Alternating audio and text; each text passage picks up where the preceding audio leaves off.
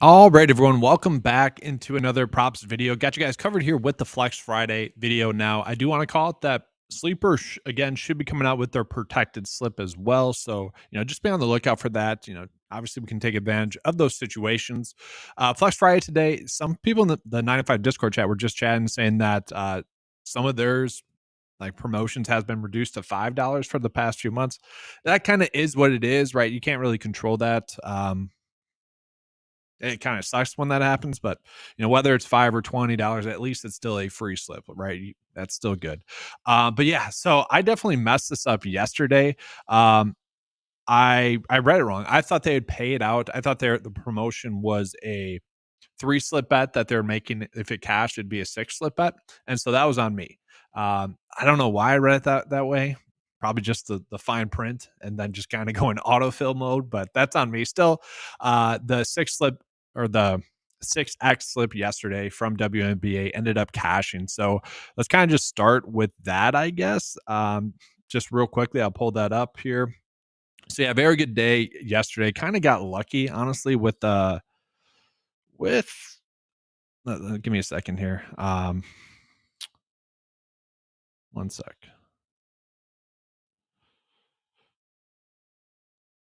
Here we go. Kind of got lucky with this game going into OT. I was very big Minnesota Lynx fan for first that into OT, so that was pretty nice. These two did cash comfortably. Now, the unfortunate side of it was this 43.9. This line ended up getting bumped to 44, like an hour after I did my live stream, which was very unfortunate. And what was crazy as well is on Underdog, they kind of trolled PrizePicks by making their normal 3 slip bet 7x. And then I ended up running this exact same one out. Maybe not. It might have been like points, rebounds, and assists for Mabry. I actually don't remember. But the point is, Underdog ended up bumping Thomas's fantasy score to 44.5. And they were the lower one of the two when I did the live stream. It is kind of crazy, though, how that slight bump can make the difference between someone cashing or not cashing, which is what happened yesterday. So still, very solid day. Continues a nice stretch that we've been on. So hopefully, you guys were able to take advantage of that. If you guys were kind of on the unfortunate side of that bad beat of having it at 44, that hurts a little bit. But we got someone watching at work. Let's get it. Yeah, gotta, the channel's 9 to 5. Gotta start putting out content during that time frame. Some live streams for that. So let's go ahead and get into today's board. Looking at the edge only right now, it is decent. I will say that, especially in terms of golf props. And I kind of want to start with golf props. I don't know if we need to actually get too crazy with these, but I do think there are some slight edges that we are getting right now. And I want to call out, if we pull up the PGA Tour leaderboard and we look at the weather for today, and then we look back at the board, like we're seeing Kyle Morikawa at 3.5 birdies or better, Tony Finau at 3.5 birdies or better, and that's on Underdog, and then three on Underdog. Whereas on PrizePicks, we're getting some at 2.5, 2.5, and then Kyle Morikawa, Tony Finau at 3.5 as well. So this is my long way of saying these lines right here, where we're getting at 2.5, that should not be occurring. That is strange that that's occurring, especially because I think they were putting out those lines to indicate that the weather is going to be more difficult, where actually the weather might get a little bit better as the day progresses. So when we look at some of these PGA props, like these birdie or better ones, Bazoon, how it makes sense to get his over birdie or better. We're not asking for too much. We're asking for 3. So there's only 2 par 5s. It's a par 70 course. So if you guys are curious as to what I mean by that, basically par 5s are going to be scoring holes for these PGA Tour pros. And so that's what you're asking for. But Denny McCarthy at 2.5 seems like a good line. And then Ricky Fowler, he is someone that just makes a bunch of birdies as is on the PGA Tour. The issue with Ricky is he makes too many bogeys as well. I don't want to say that this one should be a lock. I never like using that terminology, but in theory, this should be a really, really strong bet for the day today. Just because, again, one, comparing it to Underdog, it's at 3, which probably is the correct line. Now, he is only projecting at 2.8, so right on the fence there. But it's good enough for me, especially considering that the weather isn't projected to be terrible. And so, yeah, he's just a birdie maker. And then I don't know how many people follow golf. Michael Block, He's not an actual like PGA Tour pro. He's a PGA pro, which is, if you guys don't know what it is, doesn't matter. But he is not a professional golfer. Let's put it that way. He does not get paid to play golf. He had a good PGA championship last year, thus he qualified for this event this year. Tough to get into it. So he is definitely more hit or miss. Again, we have 2 par 5s this week. And so the expectation is most people, even a guy like him, should be able to birdie those 2. I don't hate this one as well. Again, we are more betting on the weather than being, a little bit better as the day progresses. So really all those birdie or better ones that I just mentioned, I like. I probably am going with Ricky the most, just as an FYI. Now those guys tee off. Some of those guys tee off in about an hour to 2 hours from now, just as an FYI. So I do want to get into some discrepancies as well real quick, because we are getting some easy ones as well. I shouldn't say easy ones, some interesting ones as well.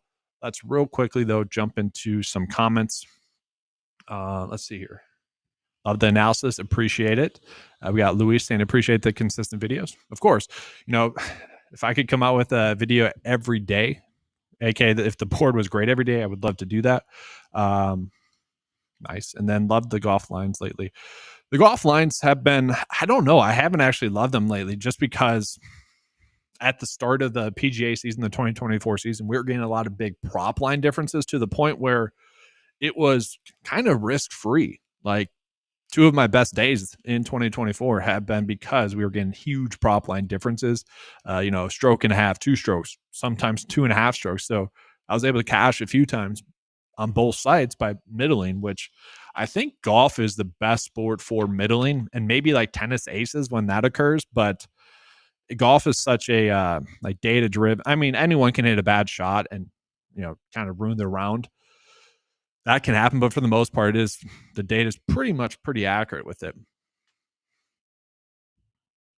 So yeah, this is a good question here. So what are your thoughts when the 9-to-5 tool suggests the under, but the projection data suggests the over? So this is actually a good example. I'll pull up some WNBA projections. And so, let's get into that. Give me 1 second here.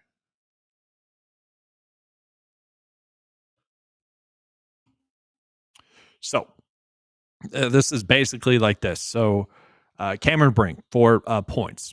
This happens more with WNBA. So let's start with saying that the projection data is just a secondary analysis tool for us. Just it's a separate data point that goes into this, and it's just for us to gauge in a secondary way whether or not a bet is a good bet, essentially. So the priority with the data that I have it set up for is looking at the average sportsbook line. What is that telling us? What is the sportsbook data telling us to do? And so that's what this line is here, like 7.5, which is equal with what Underdog and PrizePicks has for Cameron Brink. And then this edge is determined by the average sportsbook line. So, I think that makes sense. And so the projection data is kind of my way of tossing in like, all right, we have a secondary analysis tool. Let's just use that, And so you can kind of gauge whether or not that's a good prop bet. And I've actually really enjoyed using that with some of these MLB prop bets. And I'll get into that in just a second here. But yeah, WNBA wise, while we're here, guys, not a big edge right now. And just as an FY, this is probably something I should add in here on the top right, like a how to use. But WNBA wise, typically I've noticed that the projections are a little bit more aggressive compared to PrizePicks and Underdog in some certain situations. So let's see here. So MLB wise, and I think this is a good kind of lead into the MLB. We're going to get some decent prop bets MLB wise, but that's why I added in this data correlates tool. And again, need to add this for Underdog. I know, I apologize, but that's why I added this in there. So this is saying, all right, the average sportsbook line and the projection data agrees with the PrizePicks line that we currently have. So you guys will see instantly, it kind of seems like we are getting a pretty good edge today with stacking ability. So or stackability for the slate. And so James Paxton, the Dodgers pitcher, this is one of the better ones that we have today for his over pitching fantasy score. So the projection data likes at 25.6. The average sportsbook line would like it at 25.5. And I believe that's because he's projected to get 2.5 earned runs. So he should be able to get a quality start because he's projected to get 6 innings pitched. Now, he only has like a 35% chance to get a W. So there's a little bit of that. But I will say, given the fact that Atone and also Mookie Betts are 2 players that are popping up for their over fantasy score, that has me pretty encouraged to potentially run out a stack with those two. Now, I will say the MLB stacks have not worked out as much as I would want this season. Kind of unfortunate, but I think it's a good strategy. So, like, what I'm saying is, if James Paxton is to get his over fantasy score, and also Atone and Mookie Betts get their over hitting fantasy score, that somewhat correlates. Like, first and foremost, these two correlate well because, well, if one's getting on base and the other one's getting an RBI, the other one's scoring, that all goes together. And if those two are getting their over fantasy scores, well, then Paxton should have an increased likelihood to win. And so I really like stacking those three together. And for Flex Friday purposes, I think I'm going to go that route. Now, the only issue that I have with that is the simple fact that when you run those out together, it's going to reduce the payout down a decent amount. So that is a little bit of my concern today. Tony under birdies or better looks good. Yeah, I mean, Finau, he's probably not going to have as good of a day as he had yesterday. But I don't know if I want to touch you could. I mean, obviously, getting 4 birdies on this course should be more difficult. But just looking at the early scores today for golf, it does seem to be scoring a little bit easier today. And that could come down to the fact that this course, they put in new greens. And so yesterday could have been the fact that, or not all new greens, but yesterday could have led to just players that had played in this tournament previously kind of seeing putts that were there previous years that were not, actually there this year. They were adjusting to the new greens and whatnot. And so that could be why it's scoring a little bit easier today, or it's just easier today. So definitely interesting there. Yeah. So yeah, that's why Andrew was asking with the WNBA stuff. Yep. Good morning. Let's keep cashing. Let's have a good Friday. It's been 2 straight good Fridays though. 5 for 5 2 weeks ago, and then 6 for 6 last week. So I doubt that's going to happen. Let's be honest. Then we got this question. Do you do demons and goblins? Yes. But the only time I ever do those is when PrizePicks is running out a promotion for them because they're really not worthwhile. Now I'll pull it up here for you since you asked, but it's typically not worthwhile. So let's take a peek. So bet type we'll do demons here. I really don't like this unless it's promotion. So for goblins, you have to actually flip it around. So the edge 53%. So obviously a demon is never going to be likely to cash or else that shouldn't be happening. And my issue with the demons and goblins is it's never a set payout. If it was a set payout, I'd be fine with it. But these bets are never as good as they would be on a sportsbook. Now I realize a lot of people are playing on PrizePicks. They're playing on Underdog. They're playing on Sleeper because they don't have access to a normal sportsbook. Still, for me, it's just like that is not a long-term profitable approach. But if you were going to do it like for baseball today, you could do this. So this one has a 47% chance to hit. This one has a 46% chance to hit, 46% chance. Those are the best demon bets. And if we were to flip it around goblin wise, then it's going to be the opposite, where you do want to be chasing the best odds. And so we have some good ones. Typically, I like to go with pitching strikeouts when this occurs. So like Braxton, is that Garrett, Mike here, and then Ty, over there pitching strikeouts. Like that's probably the route I would go with. But I just don't like doing that. And so let's jump back into just normal MLB today.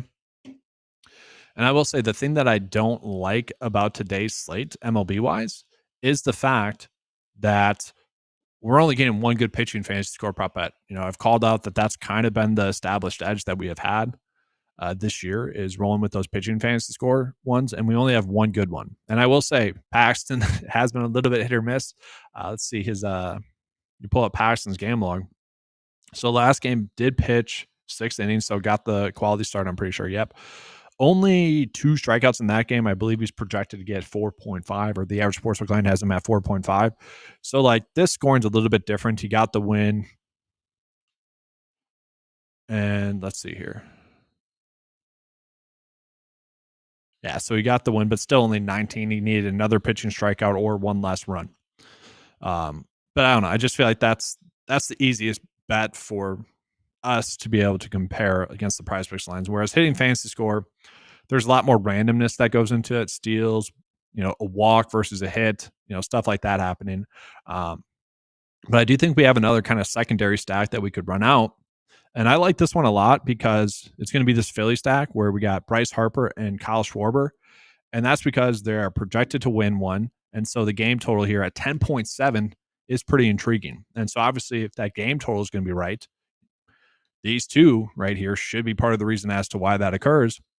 And looking at it, underdog line both has it pretty high for those two. The projection data has it high. The average sportsbook line has a little bit higher for those two. And so at 9.5 for both of them, I feel like that's a decent edge that we are getting for those two. And so I don't mind running out that Dodgers stack to start the day, Flex Friday wise. And then we can run out a secondary stack with Kyle Schwarber for over his fantasy score. He's been right there, been very consistent. And maybe that's why we don't like it, because he's been too consistent. Maybe he's due for a bad day. I doubt that today, given the high run total, but I like to see a little bit more of peaks and valleys in baseball, honestly. And then Bryce Harper there we go. He just has bad day yesterday, so he should be due for a good day today. Yeah, so I like those out as a kind of secondary stack that we could potentially run out today. And then let's see here. Already touched on WNBA. Oh yeah, the discrepancy. I mentioned I was going to touch on that. Didn't do that just yet. So here we go. Soccer. What is going on here? This is crazy, guys. So I haven't had the best luck with these ones, honestly. It's weird. Like, I think every single time it's been like 0 or 3. This has happened like 3 times a month. It is essentially what I'm calling out here. Where you'd think it middle more, right? Shots attempted 1.5 to 2.5. So in theory, the line should be at 2 on both sides. Should not be a 1 for a difference, especially at that low of a line. So yeah, that's one I feel pretty comfortable using on a Flex Friday slip. The issue today is that we almost are getting too many solid bets and like not enough like elite bets. Like this one's a very good bet. I like the Ricky Fowler birdie or better. I like a lot of the birdie or better for golf. I mentioned a few stacks that we have today MLB wise. So it's kind of a weird day in which we almost have too many good bets. Whereas last Flex Friday, and I know I wasn't that excited about last Flex Friday. I was like, yeah, we're probably going to go like 4 for 6 today. End up going 6 for 6. Today, I feel pretty good about the bets that we're getting. It's just being on the correct ones. And so that's kind of the issue. But yeah, this feels like a great middle. If Underdog comes out with some sort of promotion today, I'd probably be fine betting the under here. And this game's at like 6 tonight. So like we're going to have plenty of time to run that one out there as well. Oh, this is a nice comment from Joshua here. Appreciate that. Let's see here. So NBA, we'll get into NBA. And then I'll give you guys the Flex Friday slip. Again, Sleeper probably going to be coming out with their own protected play tonight, but their board adjusts throughout the day based off of average sportsbook lines. So we don't exactly have a great indication of which ones we should be running out. So here we go. NBA today. And okay. So we are getting some decent NBA prop bets. Nice. Some fantasy score ones.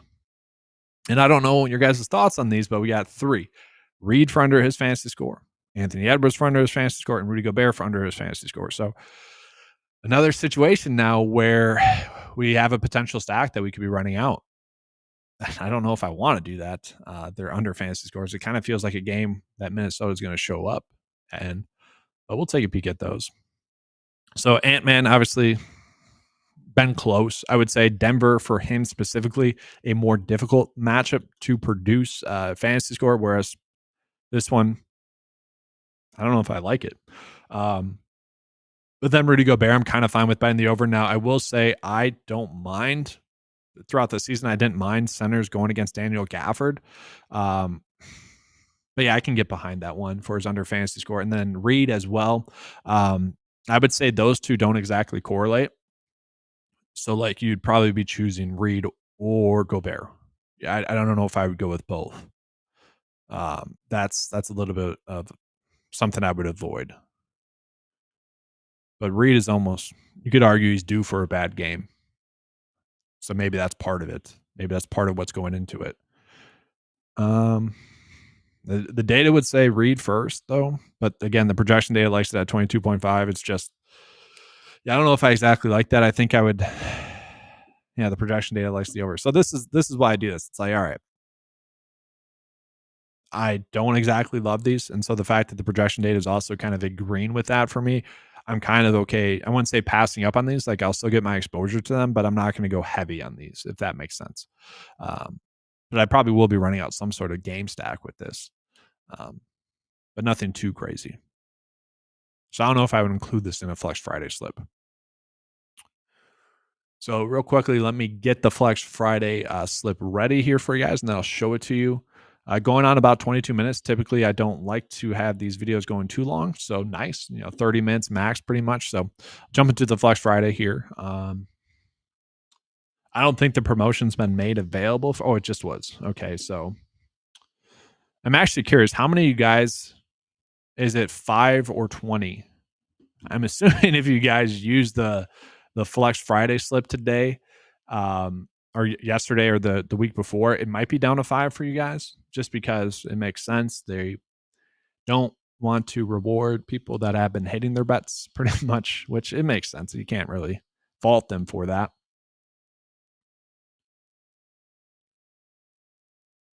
5 last few weeks, yeah. That's kind of the unfortunate side of like hitting bets is that he gets under. Yeah, it's been 5. Yeah, it's weird. They've been coming out with so many promotions lately. You would think that because they've been coming out with so many that like the discounts that the Flex Friday slips would still be 20. Like that's strange to me that they've done that. What they should do, honestly, is they should make you bet 20, or they should make you bet a 6 slip bet each time. Like I think that's, instead of reducing how much you can bet, they should just make it that you have to do a 6 slip bet. So yeah, everyone's basically 5. So maybe that's just today because they've been running out a lot of discounts, like the Taco Tuesday discounts that they ran out. For them being that extreme of discounts, that was strange to me. Like those were basically, I don't want to say locks because obviously stuff happens, but like those all had like an 85% chance of hitting. Like that was crazy. So it was just interesting. So we got 120. So yeah, I don't know exactly how they do it. It's strange. It kind of is what it is. So I get into the bet of the day here right now for the Flex Friday slip. I like doing this again. This is going to be a reduced payout though, which is a little bit unfortunate. I think it's like 20. I don't know what it was. It was like, instead of it being the full amount, it was like 1 less X. So it's okay. But yeah, I like this stack here with these 3. Again, these should correlate decently well. And then I don't mind running out a secondary stack here as well. Now I'll show you guys another slip that I like as well. Again, this is my issue today, is that I kind of think we could do a bunch of different bets, especially now with the NBA ones popping up. And so that's kind of my issue right now, is that we have too many decent bets that we could be running out. And so, yeah, give me 1 second here.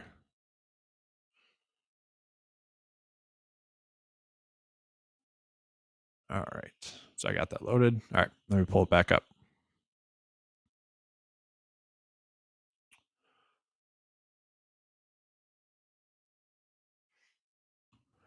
And so, yeah, this would be the secondary stack we could run out. Again, just kind of taking advantage of that soccer one that we have and then still running out this stack. So the payout isn't as reduced.